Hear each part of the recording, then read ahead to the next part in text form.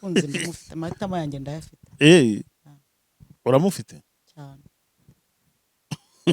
utari Yesu se erega we ku buryo usubiza kandi nyuzwe no kuba mufite Yesu ese ko erega ibyo ni ubuzima Joe cyane ni ubuzima ni Yesu uri kuvuga se cyangwa ni umukunzi Yesu wagutumye yagutumye muri angre ya Yesu oya okay igisubizo cyumve mu buryo kibajijemo.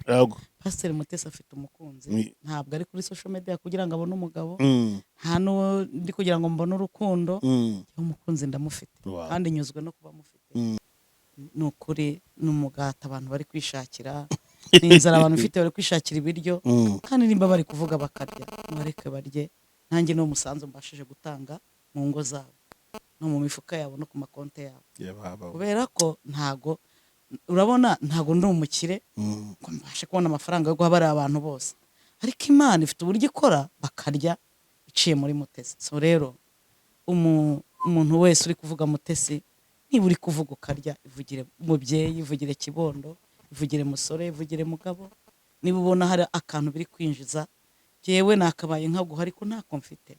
So rero niba hari ikirayi kiri kwinjira mu rugo rwawe hakaba hari agacupa ka fanta cyangwa ko kabyeri wabonye hakaba wabonye igitenge cy'umugore wabonye minerivare y'abana ubikuye mu kuvuga Mutesi ahubwo se nta kandi kantu kaba ngo bongere bavuge bakomeze babeho ko ngemba mbona nishimye y'abantu bariho bavuze uzi kubona umuntu avuga ngo Mutesi ngo ni imari shango ni imari cyuye ngewe n'umugisha Joe sinzi impamvu mubona ibintu mubicuritse. Imana itungishije abantu benshi iciye muri jewe byaba ari ikibazo Mutesi hari uwo yatutse byaba ari ikibazo hari uwo yahemukiye byaba ari ikibazo hari uwo yaciriye mu maso ubundi ibyo niba byaba ari ubugoryi ariko niba nta muntu nagiriye nabi numwe n'abari kumvuga ntago banzi nta nubwo turanabona umuntu akaba ari kuvuga iwe mu rugo hakajya igitenge umugore akamwubaha akamwita umugabo undi akaba ari kuvuga umugabo akamwubaha akamwita umugore undi akaba ari kuvuga akabona ipantaro undi akabona akenda k'imbere undi akabona agakweto undi akabona agasogisi agacuruza. Niba abantu bari gucuruza Mutesi bakarya ndabinginze ni murye mwongere murye nejo murye ariko ntimurye nabi ntimurye ngo murye n'imitima murye n'amaraso ataribwa atanywebwa. Umunyarwanda aherutse kuririmba aravuga ngo icyo gifu cyawe genda urohamo byose nk'ingarane ari akaribwa n'akataribwa uzabaririza ibyangunda ariko we ntago yaryaga abantu.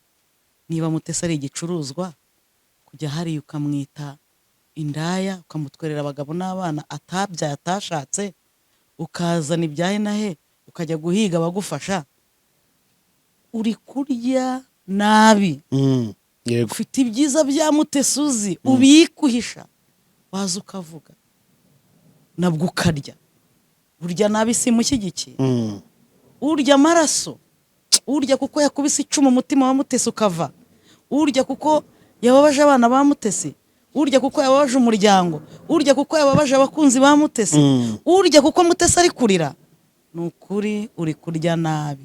Imana irareba ariko ntirebera igikuru dore manitse ikiganza nuko abo bose ntawe mfitanye nawe ikibazo nta bukwe mfitanye na Gerard nta n'ahandi hantu njya muri na Gerard usibye kuriya kandi ndamwubaha ndamukunda. ira save the date urara abantu bayikoze ni barutwitse nyine mugani uravuga mutarabona n'ama invitation se rero ntago kandi ikindi ndashimira Imana aho kugira ngo habe inkuru zivuga ko Mutesi yangana na Gerard habi zivuga akakundana nawe.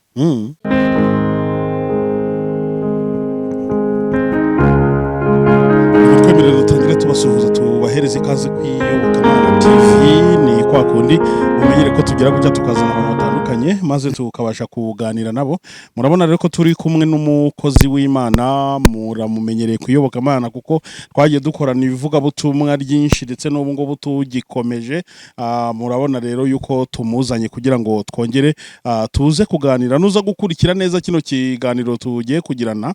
Ndabizi neza ko utari buze guhomberwa urasobanukirwa byinshi uri buze gusubizwa mu imbaraga byanze bikunze. Reka ntangire mbasuhuza mwese rero aho muherereye abari mu ntara y'amajyepfo n'amajyaruguru Nyaruguru, Iburengerazuba n'Iburasirazuba, mu mujyi wa Kigali ndetse no mu bindi bihugu yaba ari bituranye n'u Rwanda ndetse n'ibiri kure ku mugabane wa Afurika no mu yindi migabane muri Canada, muri Australia, ku mugabane wa Aziya, tutibagiwe abari muri Amerika, muri Canada no ku mugabane w'i Burayi. Turavuze ngo Imana nikomeze kujya ihira imirimo y'amaboko yanyu. Turi kumwe na Pastor Mutesi, niwe tugiye kuganira.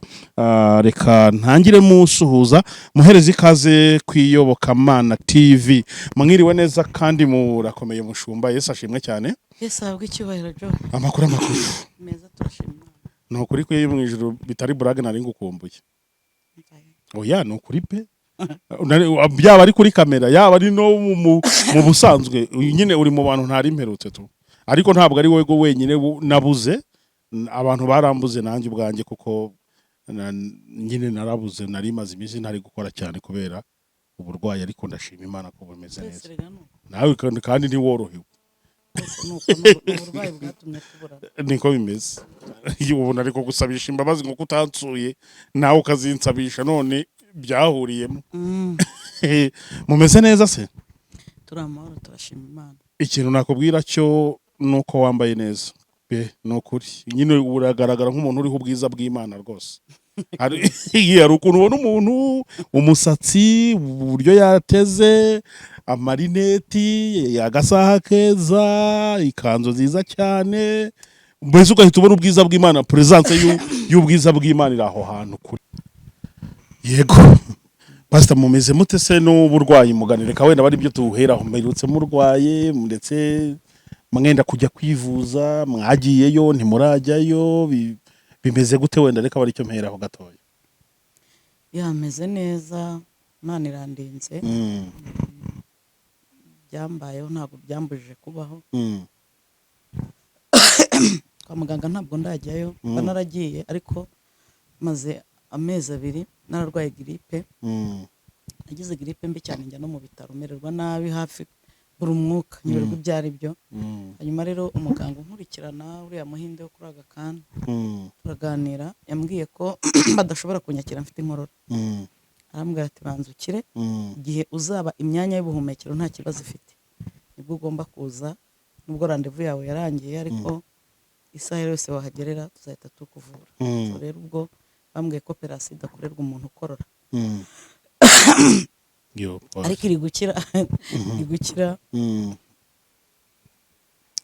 Niba ari Imana yayiteje ngo mbe nkiriramo, niba ari iki ntago mbizi. Buri ibintu byose biba bifite impamvu. Ndategereje rero kandi nizeye no gukira, nizerera mu bintu bibiri. Nizera ko Imana yankiza ikoresheje muganga, nizera ko yanankiza idakoresheje muganga. Byose birashoboka cyane. Byose birashoboka. Ngo no kuba ngo urugendo rwo kuzajya kwivuza n'ubundi vuba ha mu minsi iza rurakomeje rero. Rwose rurakomeje, akagakorora nako nigashirayo. Kuko kwitsamura byarashize. Niyo no gukora rega bisa n'ibyarangiye. Harimo inkorora gusa nyine ntago karakira. Ngo kamfatiye kwiseta byaba ari ibindi bintu. Ngira ngo ni ibintu byumvikana kandi bifatika. Ni Pastor Mutesi turi kumwe mu kiganiro, ntabwo nari nkumbuye ikiganiro cyawe pe. Niyo mpamvu uri kubona nabaye ntuze kubera ibintu byinshi ndi kubona kwaganira, ndi kubona semere. Ariko rero ndahera ku byavuba hano. Mu minsi yashize hano mu rugo wahakiriye abantu bagiye batandukanye. Hano ngira ngo habaye tere cyangwa imbuga y'imbabazi, ukunda kubabarira cyane hano kandi bikaba byiza cyane. Abantu batandukanye bagiye baza gusaba imbabazi, wenda z'amakosa amwe bashobora kuba barakoze mu buryo bumwe cyangwa ubundi, cyangwa n'izindi ku bushake bw'umuntu n'umutima wiwe, dore ko ntawe wigeze ubisaba ngo aze kuzisaba, ahubwo ni umutima nama wa buri muntu wagiye unyura aha ngaha. Hari uherutse kuza rero witwa Bishop Gerard, yaraje murasuhuzanya, rwa rukundo rwawe rwinshi urarumwereka, uranamubabarira. Ko nawe twasuhuzanye nyine. Ariko nyuma yaho gatoya hasohoka inkuru nziza, ntabwo nayita inkuru mbi, buryo inkuru irimo ibintu by'ubukwe, guhuza imiryango, nta kitwaye. Narebye ku bindi bidasanzwe hanasohoka save the date, ariko save the date wayireba hagiraho ikibazo. Abantu bibaka dore ko bazi ko nziranye mu bantu bakuzi baba baza amakuru yawe ndimo mpura n'ibibazo by'abantu telefone. Yo Pastor Mutesi na Gerard bagiye gukora mariage, twabonye save the date, Imana ishimwe bura ndafani. Rero ngenda muri indire ngewe senya ntangaza ibihuha, nzajya kumureba tuganire agira icyambwira niba ari byo cyangwa atari byo. None reka ari byo duheraho. Rero ufite ubukwe na Bishop Gerard cyangwa ni n'ay'abanyamakuru? N'ay'abanyamakuru. Reka da habwo n'ay'abanyamakuru. ariko se Pastor waba bari ukamfasha ukansubiza bitari bimwe byawe ubu nyine ngo uransubije Joe wambaje ibindi bintu byano kabyihorera kimba numva ntazi n'ibintu murimo. Ese kuba umuntu aje gusaba imbabazi bisobanuye umugabo? Sobanura urabona nyine umugabo cyane ku buryo umuntu wese uje hano yambaye ipantaro bamwita umugabo wa Mutesi kora ibyo bintu birekeje, ibyo bintu biraciriritse, ntabwo ari ibintu dukure no kuganiraho. Ngiboya n'ubundi ari ni Bishop n'umushumba nubaha namuhaye icyubahiro kimukwiriye, ashobora kumwambura kubw'amagambo runaka avugwa n'ibiki, kuko nta muntu wantoje kumwubaha, hano watuma rero mwubahuka. So ibindi byose ujye mureka abantu bishakira ibiryo bahimba ibyo bashaka, kandi ntabwo wababuza. Niba umuntu avuga ikintu akarya ubwo aragisigiriza gikiraho n'amatwi akigire gute, sibyo? Gahunda ndiho niyo kwivuza kabiri, ndacyubaka umutima wanjye, umutima nturakira. Ikindi ntabwo ubukwe bwanjye bwavugwa na rubanda, ninjye wabwivugira. Ndi umunyarwandakazi ufite uburenganzira bwe, adasaba undi muntu, atanifuza kugira we yabangamira, ufite uko ngomba kubaho mu burenganzira bwanjye. Ntawe nsaba uburenganzira bwo gushaka, nta n'uwo nsaba uburenganzira bwo kudashaka. Mfite uko mbayeho banye n'Imana yanjye, yabinyemerera nkabikora cyangwa abimpakanira simbikore, bidafite n'uwo bireba, sibyo? Yego nibyo. Mfite umuryango mugari nahawe n'Imana. Shimira Imana wa YouTube. Niwe wahanzanye kandi ntabwo mbyicuza. Ndabishimira Imana kuko nibyo biri mu by'Imana yakoresheje nka bundi w'uyu munsi wa none, sibyo? Yego nibyo. Umuryango mugari mfite wa YouTube ndawushimira Imana.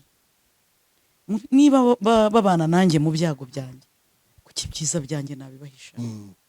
Muhumure, Mutesi abaye afite ibirori yabibabwira yishimye, nkuko iyo afite ibyaga bibabwira arira, kandi mukamufata mu mugongo, mukamufata ku mutima. Ntabwo byaba binteye isoni kuba nakoresha ubukwe ku buryo nabuhisha. Nta n'umugabo naba nibye, kuko sinabikora ndi umushumba, ntawe nakwiba umugabo.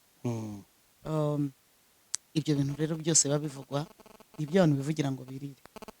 Bishop Gerard ni umushumba nubahaga, wakoze ikintu arambabaza kandi anyita umwana, aza hano gusaba imbabazi.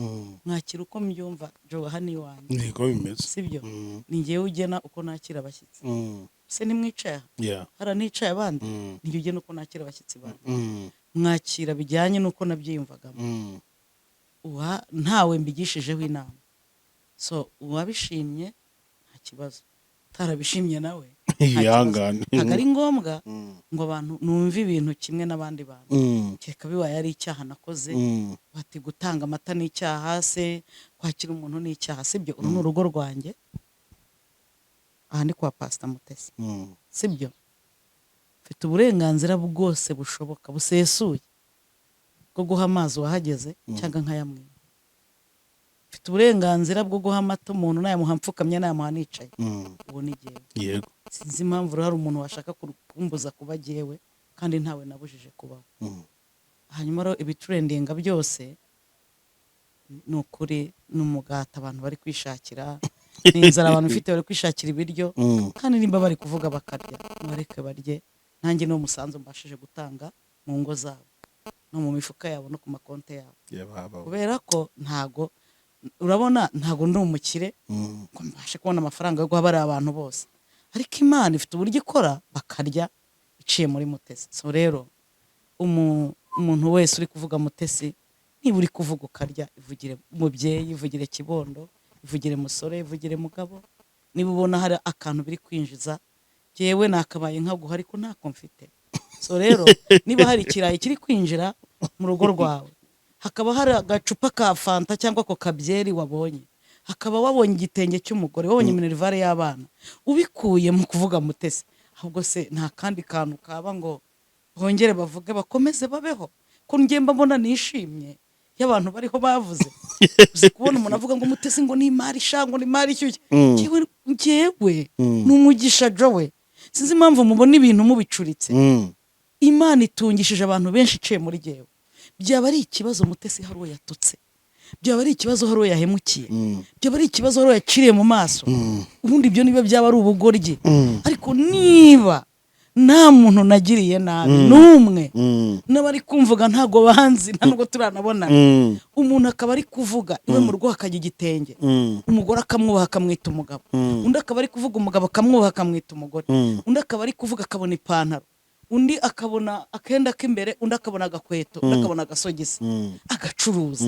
Niba abantu bari gucuruza Mutesi bakarya, ndabinginze ni murye, mwongere murye n'ejo murye, ariko ntimurye nabi, ntimurye ngo murye n'imitima, murye n'amaraso ataribwa atanywebwa. Umunyarwanda aherutse kuririmba aravuga ngo icyo gifu cyawe genda urohamo byose nk'ingarane, ari akaribwa n'akataribwa, uzabaririza ibyangunda, ariko we ntago yaryaga abantu. Niba Mutesi ari igicuruzwa, kujya hariya ukamwita indaya, ukamutwerera abagabo n'abana atabyaye atashatse, ukazana ibyahe na he, ukajya guhiga abagufasha, uri kurya nabi. Ufite ibyiza bya Mutesi uzi ubikuhisha, waza ukavuga nabwo ukarya.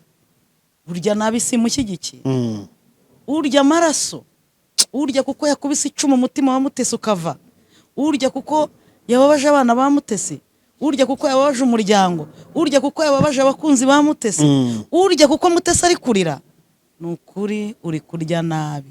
Imana irareba ariko ntirebera. Igikuru dore manitse ikiganza, nuko abo bose ntawe mfitanye nabo ikibazo. Waza tukavuga ijambo ry'Imana, sibyo? Ufite ibintu byinshi wavuga, ariko udafasha umuntu w'umubyeyi ngo umudarape hariya, umwambura ubusa, ukubita icumu, uca akaguru, uca akaboko, ukubita ibuye, abantu bareba bakureba. Ahaha, dore ndaha. Mutesi ndi umubyeyi wiciriye bugufi, bose narabihoreye. Hari uwambwiye ngo agiye gukora content, ngo ninamuha amafaranga ngo ntazayireka. Ndamubwira nta kibazo. Arambwira ngo ntaho uzandega, ngo iki gihugu ngo nziranye n'abayobozi benshi, ngo niyo warara ugenda ntaho wandega, ngo n'ababigerageje ntacyo byatanze. Yes, it's okay. Ntago nibaza ko aziranye n'abayobozi bashobora kureberera umuntu uri kwica umutima wundi, umuntu uri kuvusha amaraso mu buryo burendirekte cyane. Ntabwo abo bayobozi tubagira mu gihugu cy'u Rwanda. Ibyo uri gukora bizagukoraho.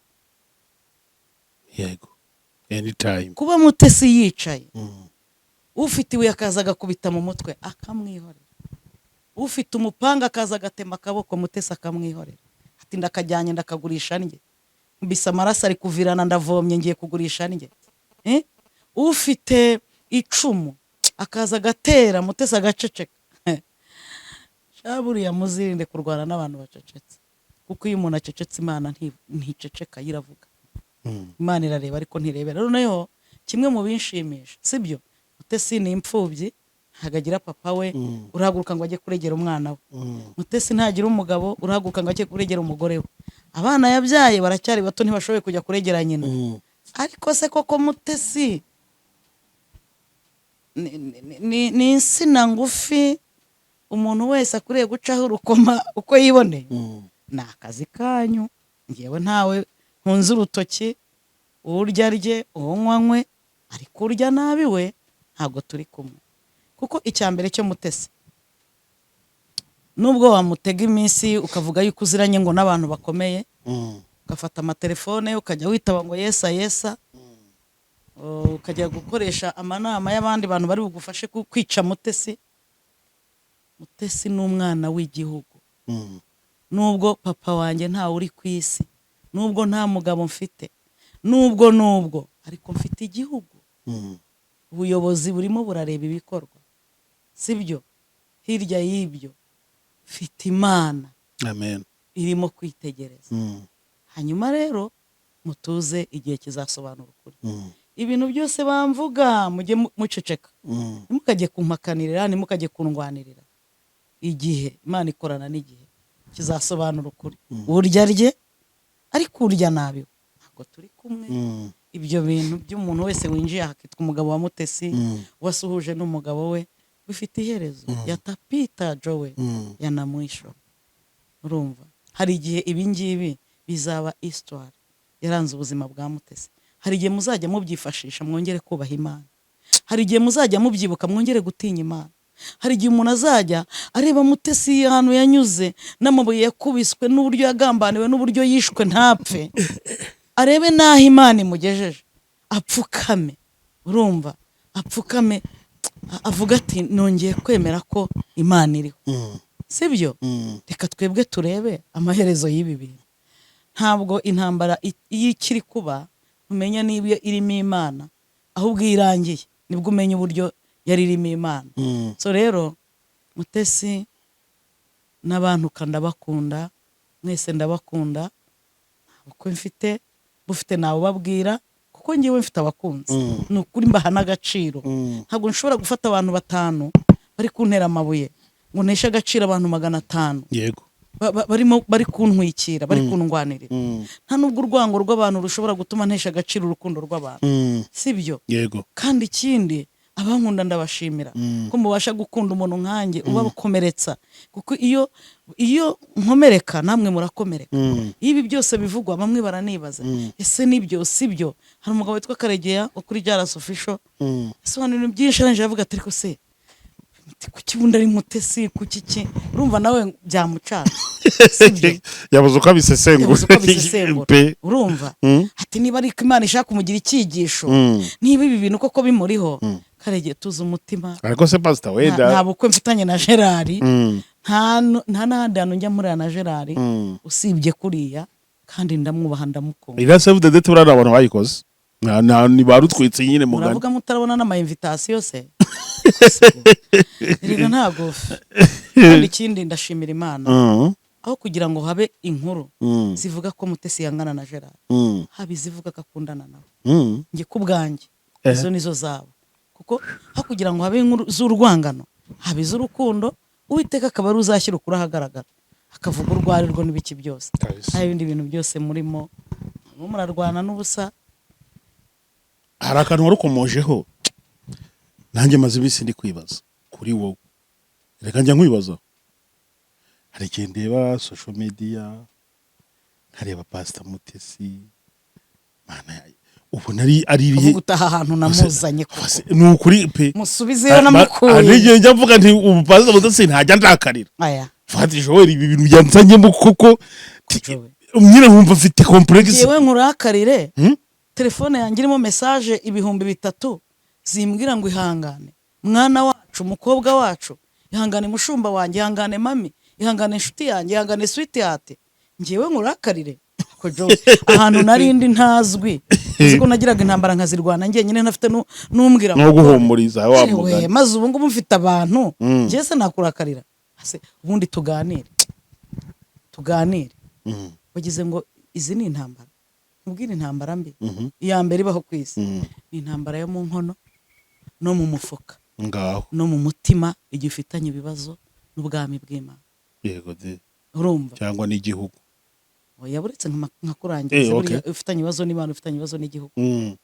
Burya kuko Imana ikorera mu gihugu n'ubuyobozi bwose buturuka ku Mana. Cyo wereka nkubwire, niba uyu munsi hano hari ibiro 3 by'ibishyimbo n'ibiro 5 by'ibirayi n'igitunguru n'amavuta, nkaba ntari bubwirirwa, sibyo? Nkaba mfite n'akamukaro, nkaba ntari bubwirirwa. Abana banjye bari kuri Excel bakaba batabirukanye bari kwiga, sibyo? Mutesi akaba atambaye ubusa, ako nirata imyenda kuko imyinshi ni namwe muyigura, cyane nabivuga ntago nayigondera, nimwe muyigura kandi muyigura kuko mu nkunda, muvuga ngo umushumba wacu akomeze yambare ase neza, umukobwa wacu inshuti yacu, sibyo Joe? Reba hano hantu ntuye, niba nta muturanye mfitanye nawe ikibazo, ubuyobozi nkaba nta kibazo mfitanye nabo, sibyo?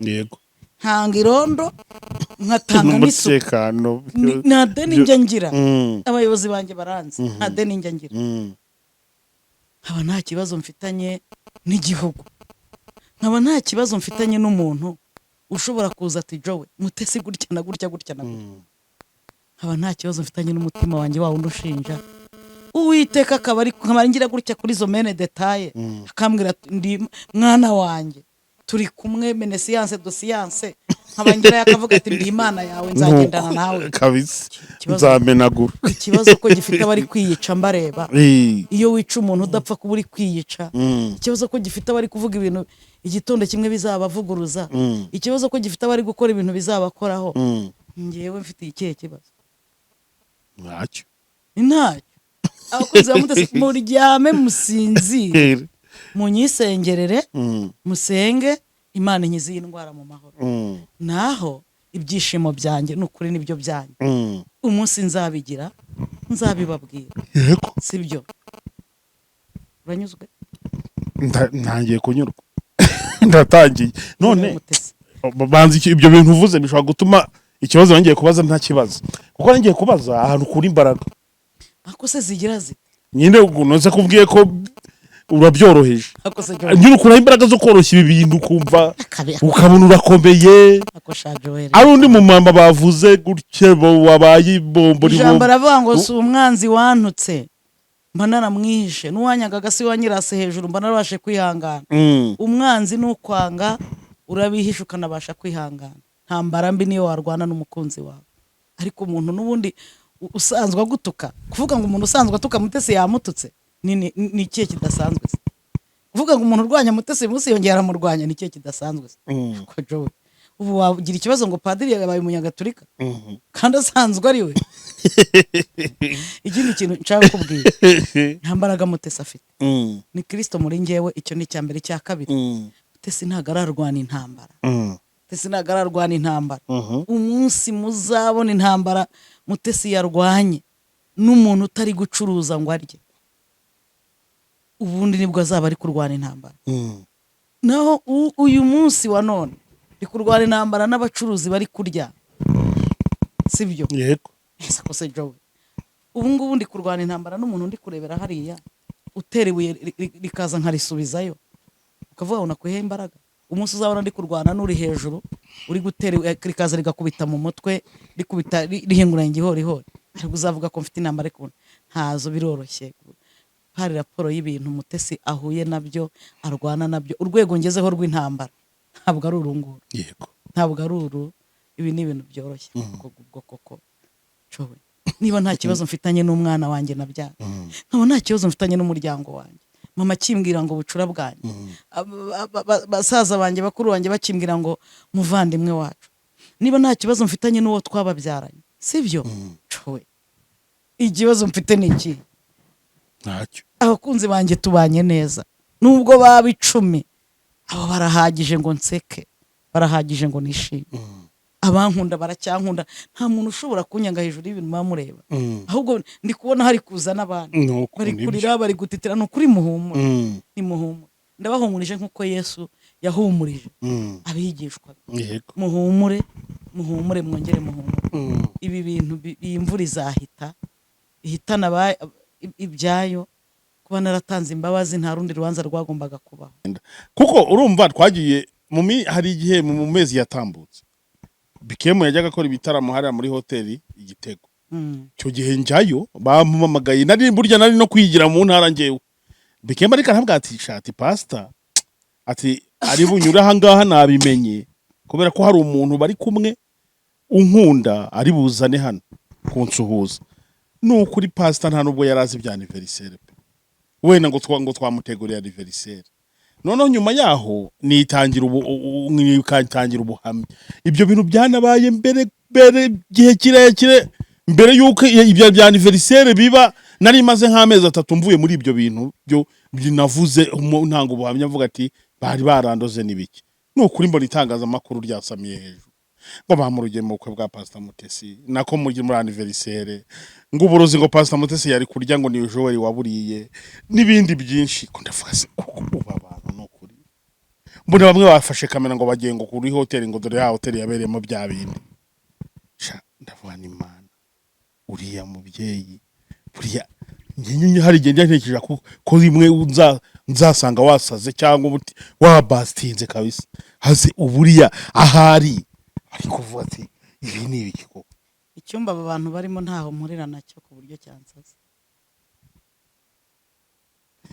nubwo tuba tuvuze ibi ari pastor tubuvuze gutya ariko abatanzemo ubutumwa bukomeye bantu mwirwa muvuga abandi mubasebya mucuruza gusebanya Jowe Imana izambabarira ngifitiye mikrofone nkicaye imbere y'isi Uwiteka ndinde gufata mikrofone ngiye kuvuga umuntu nawe ijambo usohoye mu kanwa ukaribwira isi ugasebya umuntu ukamwita umurozi ukamwita umwicanyi ukamwita indaya ukamwita ibiki uzi ko bitazarangira umunsi YouTube izaba barayihagaritse wa muntu ubikaba ngombwa ko ngiye Mutesi njya gusaba uwo nimye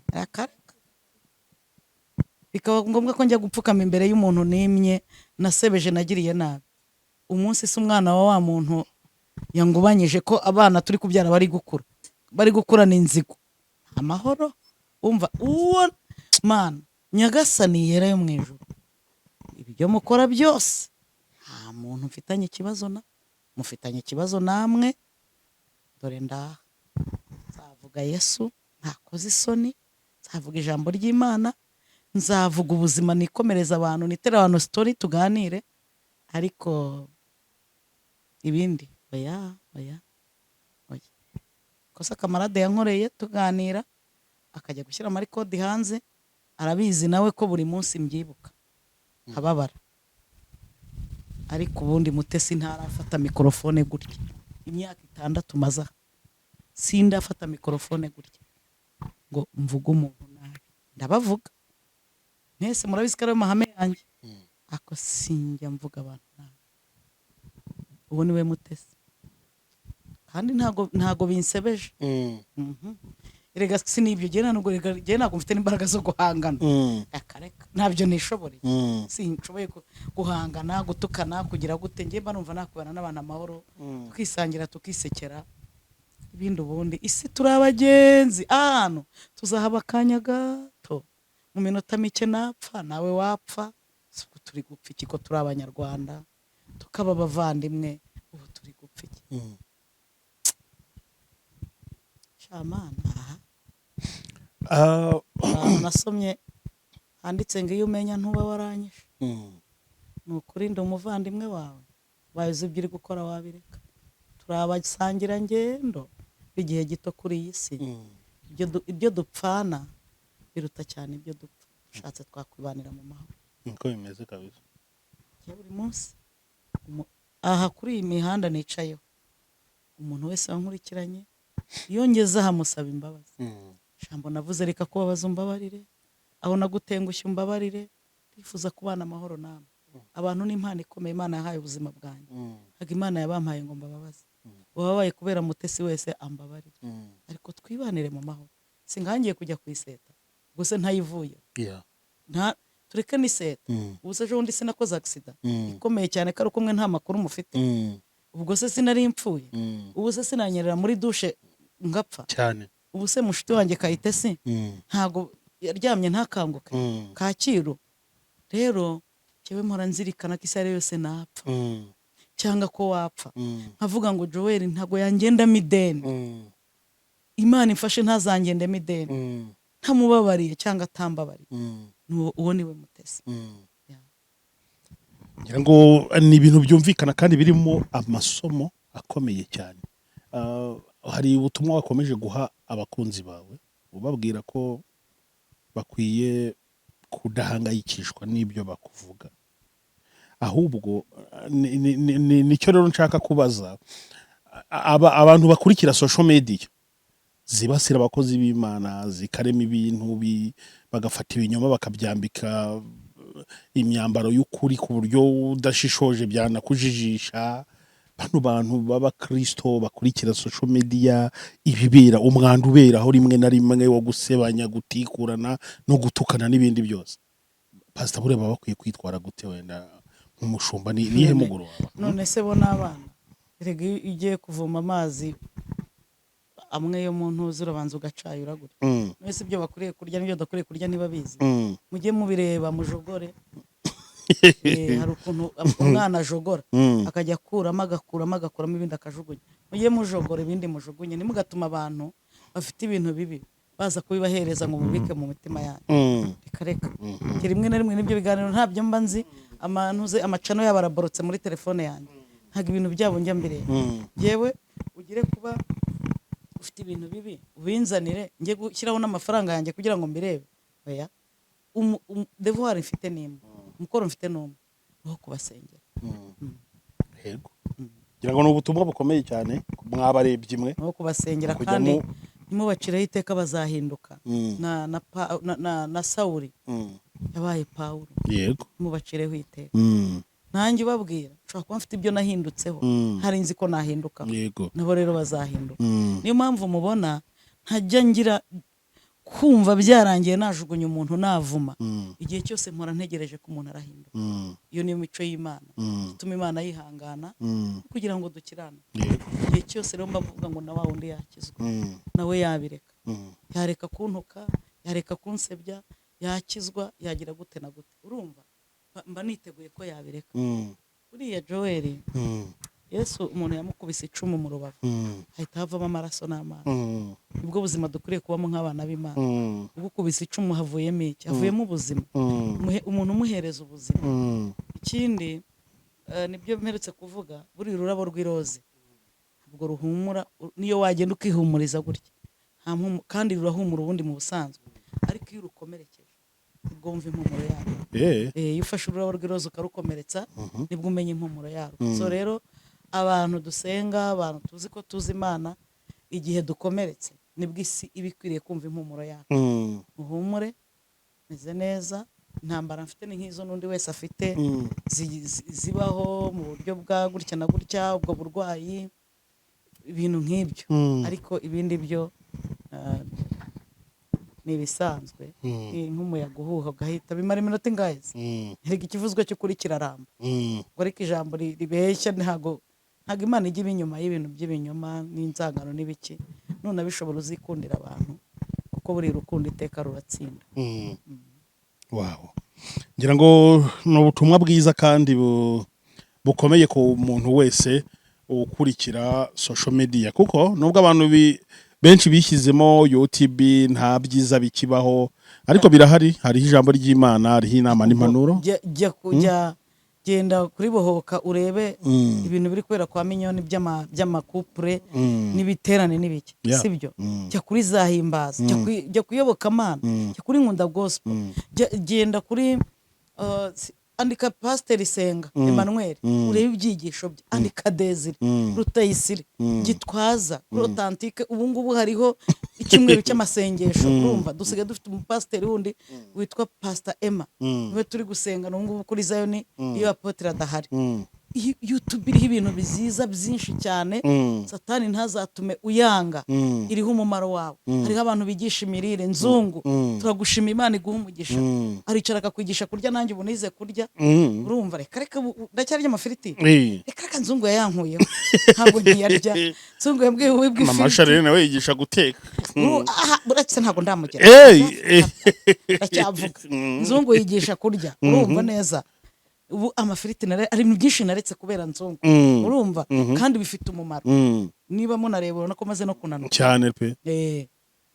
Abagore bigisha gutegura. Urumva uzagenda mama Sharene akugisha uko woza firigo ukubika inyanya ukubika imiteja ukubika bya bintu nta mumaro bifite nese wari usanzwe ubizi ntiwabimenye uko bateka uko bagira gute YouTube iraryoshye ntagira umuntu tuka YouTube numva ntago nabyemera uzi kuntu bigisha gusasa ariko nyagasani mandi horaho kuri YouTube ujye ugenda urebeho ibintu bizima birahari ibyo witaweho ko atari bizima byigizeyo ibitagufitiye umumaro bifite ba nyirabyo bifitiye uwundi mumaro ariko tubiri ijambo ry'Imana iriho abavuga butumwa iriho ba Julienne Kabanda uza amasengesho abera muri Grace Room uzi ukuntu abantu bari kubohoka Pastor Deborah ntafite second chance ministry urumva ahese amasengesho simbona yandika ngo zinduka cyenda uzinduka usenge YouTube kurigira neza ni hari ijambo ry'Imana uko se YouTube ibishye hese iraryoshye pe reka nkubwire ibihira ubishye YouTube ntago ibishye ngira ngo murabyumva mu by'ukuri pe Pastor abavuze ibintu bikomeye nizana maze n'impanuro n'ubundi kuva na kera kose abafite amagambo y'ubwenge hari menshi yagenda nibuka akansubiza mu imbaraga niba urukundo nkunda rutangana n'imbabazi wangirira urambeshya nk'iryo jambo ndaryibuka rikamfasha hari ibintu byinshi wagiye unyubakamo Imana iguha ubuntu bukaguha abantu bakaguha ibintu bikaguhindura umuntu ufite amasiroga menshi akomeye y'ubwenge n'ubundi amagambo yawe mbanyitezemo ubwenge n'ubu rero uvuze ibintu bikomeye kandi ni byiza cyane ahubwo mu bihe nk'ibi abantu baba bavuga ntibazajye barangara ngo babure kwita ku muntu mu buryo bumwe cyangwa ubundi afite rendezvous kwa muganga ntabwo yantumye kubivuga ariko kandi ahantu hahenze miliyoni zirenga 7 nge nibyo niko mbizi ntabwo ari ubusa ntabwo ari amafaranga wapfa gutoragura ariko umuntu yafite abantu abafite ibintu barabimuha bikamuhindura umuntu bikamuhindura muzima mu buryo bumwe cyangwa ubundi abantu bajya mujye mumuvugisha ariko umuntu amushyigikire mu buryo bumwe cyangwa ubundi mu mutabare mu abajyana na Yesu gutabara abandi nibo bajya bagabana ku mugisha w'Imana ngira ngo ni ibintu byumvikana hase Pastor wenda tugaruka wenda kuri kimwe twigeze tuvuga cy'umukunzi fya fiancé dore ndi kuza hano hari umuntu nabonye wanyandikira avuga ati se unkorera iperereza kuri Pastor Mutesi niba ari amukunzi afite n'iyizire biki bimeze gute ubundi wa mugani ubwo nzi ko bishobora kugora kunsubiza mu buryo buziguye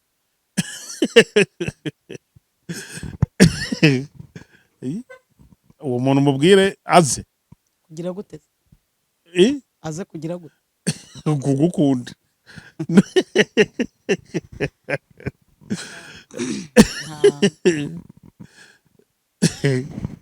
mubwira byihorere pe reka warafashwe oya ntago nafashwe ngaho kunze ndimufite amahitamo yanjye ndayafite uramufite cyane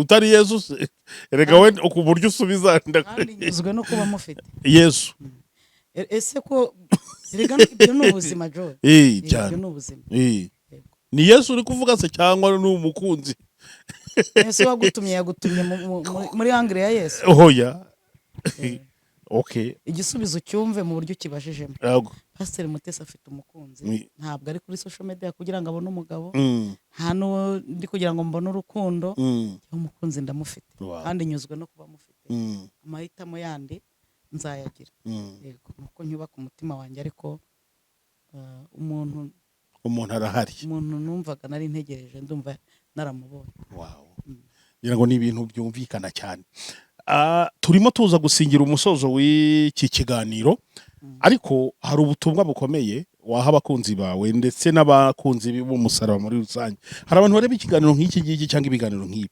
bababaye nkunda kubivuga nibyo nkunda gusoreza barwaje abandi babona ko isi yabahindukiyeho abandi bihebye biganyiriye abandi bavuga bati Imana kuki wanyibagiwe abandi bari mu bigeragezo mu buryo bumwe cyangwa ubundi abo bantu bakuye ijambo ry'ihumure baba bakwiye ijambo rivuzwa n'umushumba kuri bo kugira ngo wari ugiye kwiyahura wari ugeze kure abe yasubizwa mu imbaraga akaba ari nayo ntego wenda y'iki kiganiro tugakora biriya byose tukavuga ariko iryo jambo ugiye gusorezaho ariyo target Imana yari ifite ngo turokore ubuzima bw'uwo muntu wari umaze kwiheba atangiye no gutuka Imana yuko yamwibagiwe ahora mu ntambara n'ibigeragezo gusa bitajya birangira. Niki wabwira umuntu nk'uwo waba uri kureba iki kiganiro?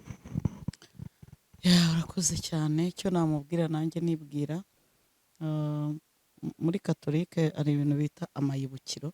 Amayibukiro gutyo. Niba ari irya gatanu rivuga ngo Yesu Kristo bamutamiriza ikizingo cy'amahwa, dusaba inema yo kutinubira ibyago.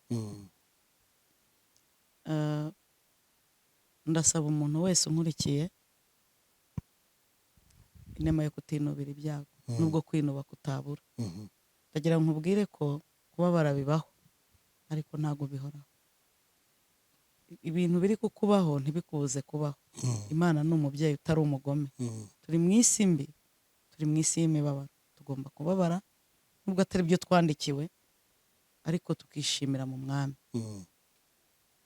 Icyo nakubwira, aha ni ahantu turi kunyura, ntabwo ari ahantu dutuye, nta nubwo ari ahantu tuba. Iwacu ni mu ijuru, niho dutegereje umukiza ko azava. Korali Kinyinya yararirimbye iravuga ngo tuzambikwa, ngo tuzitwa amazina mashya, ngo ngo iby'amatwi atigeze kumva nibyo tuzumva. Ibintu mbese bizatubaho, irabivuga kandi ijambo ry'Imana rirabivuga. So rero reka babwire, hano bararwara ariko iwacu ntibarwara. Hano barapfa, iwacu ntibapfa. Kimenyimenyi yaravuze ngo unyizera nubwo yaba yarapfuye azongera abeho. Haleluya. Ahangaha rero hari ibyago n'amakuba, ariko hari ahantu tuzaba tukishima iteka mu bundi buzima. So rero humura, komera. Ibiri kuba biri kutuberaho hano, ariko iwacu harahari. Iwacu turahafite. Ntuze nagutura indirimbo ivuga ngo mwijuru sinzabona abanzi banjye ukundi, nta nicyo nzahabura mwijuru ry'amahoro. Nzashima Imana mvuza impundu ni haleluya, haleluya. Nzarambura amaboko mpimbaza umwami Yesu. Haleluya.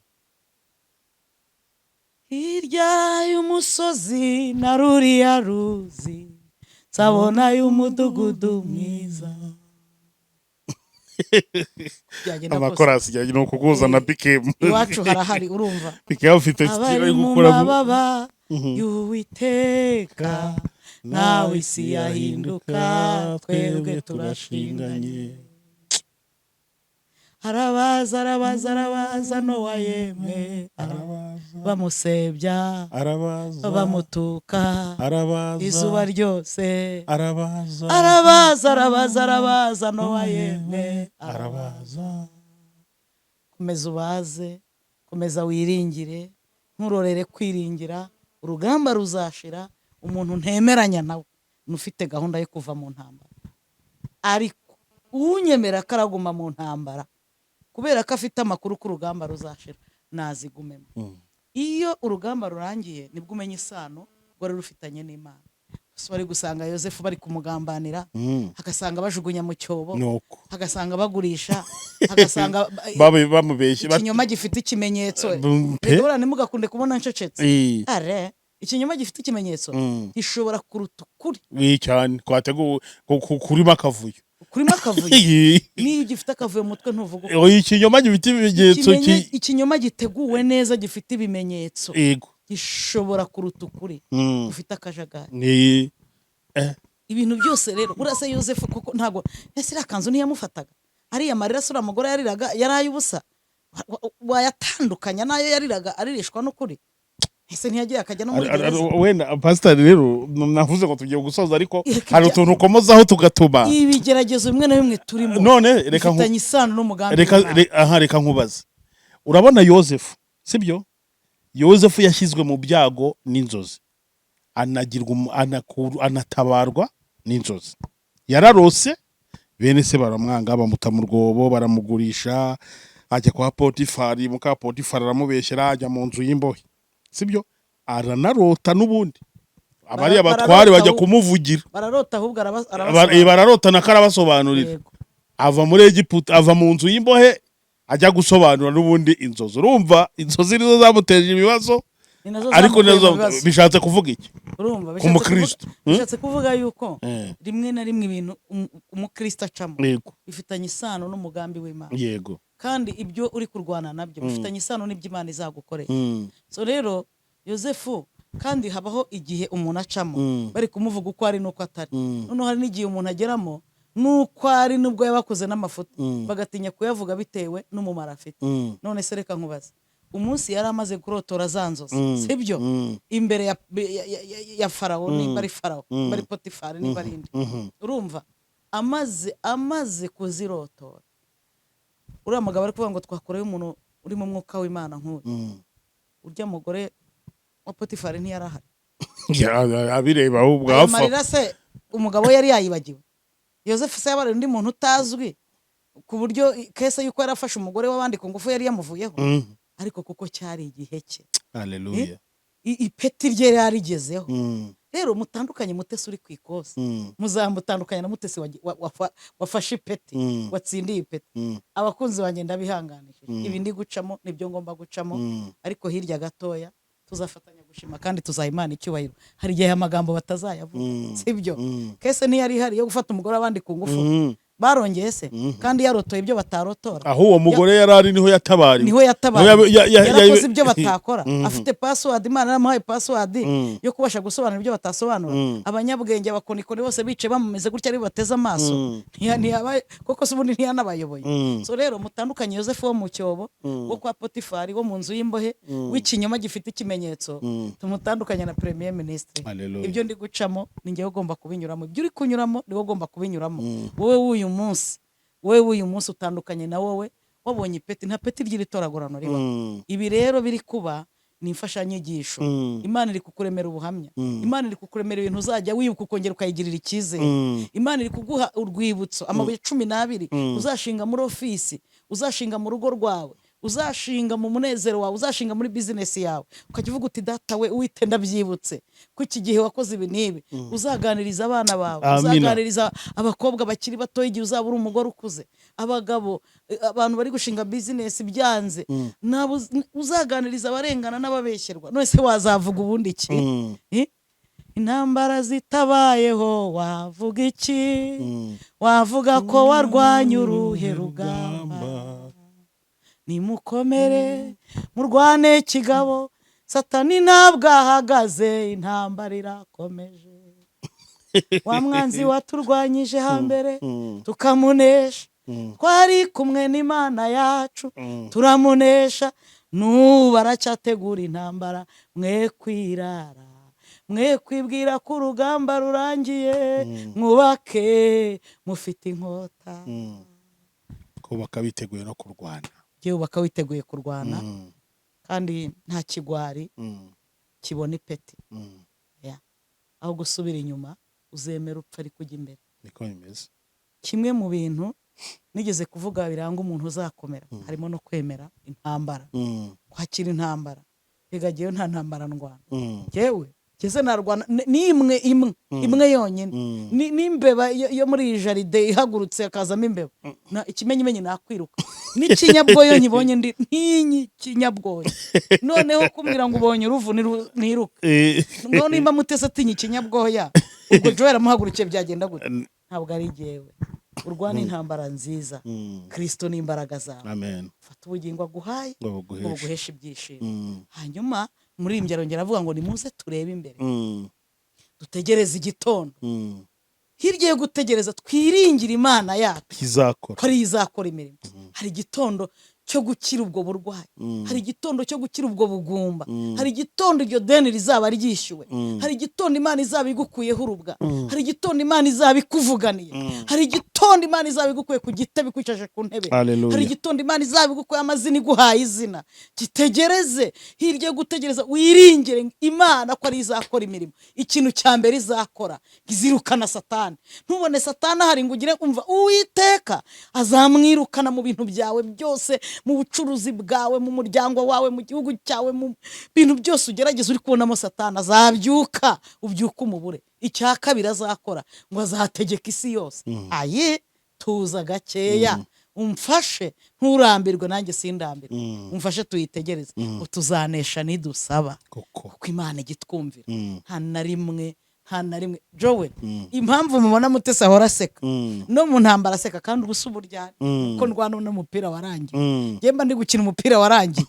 Umupira igihe cyose muzabona uri gukina uba wararangiye kuri Mutesi. Umupira wanjye wararangiye, Yesu yarawurangije, nta rugamba na rumwe njyamo nzi ko natsindwa.